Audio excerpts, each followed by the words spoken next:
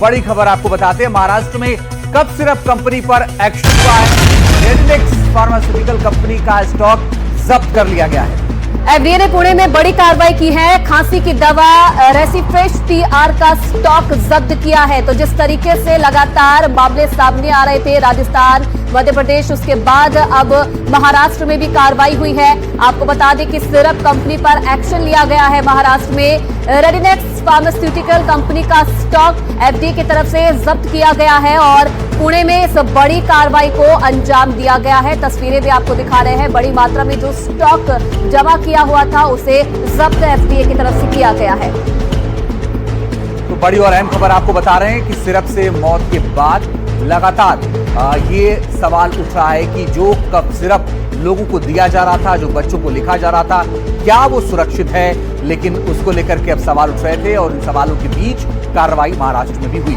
और हमारे दो सहयोगी इस खबर पर और ज्यादा जानकारी के लिए सीधा लाइव हमारे साथ जुड़ रहे हैं। पल्लव हमारे साथ जुड़ गए हैं दिल्ली से और मुंबई से हमारे साथ इस वक्त राहुल जुड़ रहे हैं। राहुल, जिस तरीके से महाराष्ट्र में भी अब एक्शन लिया जा रहा है तमाम दवा कंपनियों पर, क्या कुछ और जानकारी है इस कार्रवाई को लेकर? देखिए, दो जगह पे एक्शन हुआ है। एक तो पुणे में हुआ है, दूसरा पश्चिम महाराष्ट्र में कराड में हुआ है। लगभग 20 लाख रुपए से ज्यादा की कीमत वाली दवाइयां अब एफडीए ने जब्त कर ली है। और रेनेक्स कंपनी, जिसमें डायथिलीन की ज्यादा मात्रा पाई गई थी। और मैं आपको बता दूं कि पिछले 3 दिन से महाराष्ट्र में एफडीए की एक्शन चल रही है। हर फार्मास्यूटिकल शॉप में जा रही है एफडीए और देख रही है कि क्या वो मध्य प्रदेश और राजस्थान में जिस तरीके की मात्रा पाई गई थी डायथिलीन की, क्या वो इसी तरीके की दवा महाराष्ट्र में है। ये जो दो कंपनी है रेडनेक्स की, उसकी 2 ब्रांच है। एक पुणे में है, पिंपरी चिंचवड में, दूसरी पश्चिम महाराष्ट्र में कराड में। तो कल जब एफडीए की तरफ से ये इसके सैंपल लिए गए तो ये मात्रा जो प्रमाणित मात्रा है उससे ज्यादा पाई गई डायथिलीन की। और इसके बाद तुरंत 20 लाख से ज्यादा की दवाई अपने कब्जे में की है एफडीए ने और महाराष्ट्र गवर्नमेंट को इसकी इत्तला कर दी गई है। चलिए राहुल, बने रहिए, लौट रहे आपके पास। पल्लव भी हमारे साथ दिल्ली से बने हुए।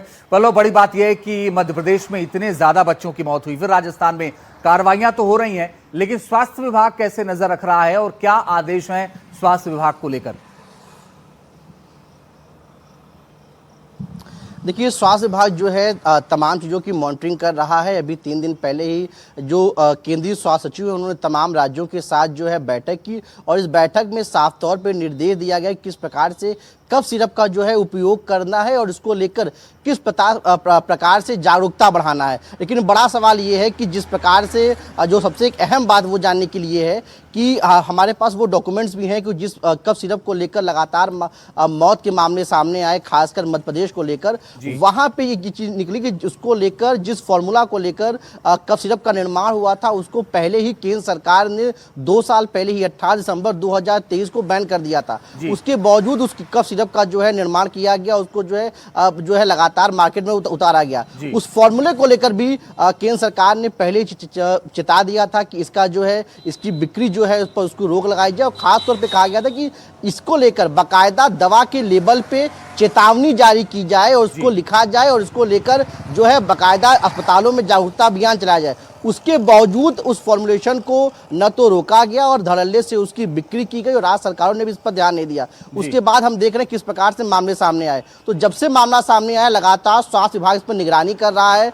तमाम जो स्वास्थ्य विभाग की एजेंसियां हैं उसको देख रही हैं, सैंपलिंग ले रही हैं और इसीलिए तमाम राज्यों से जो इस प्रकार के मामले सामने आ रहे हैं, जब वहाँ पे कोल्ड सिरप को लेकर जो है जब जाँच की जा रही है तो कई कोल्ड सिरप में ये सामने मिल के आ रहा है कफ सिरप में कि वहाँ पे DEG की मात्रा पाई जा रही है जो मानक थे उससे यही बड़ा सवाल है। आप ये कह रहे हैं कि अगर 2023 से इसको बैन कर दिया गया तो फिर भी मार्केट में इस तरह के सिरप कैसे हैं, क्यों इस पर नजर नहीं रखी गई है? बहुत शुक्रिया पल्लव आपका और राहुल कुलकर्णी आपका भी, आप दोनों का शुक्रिया इस तमाम जानकारी।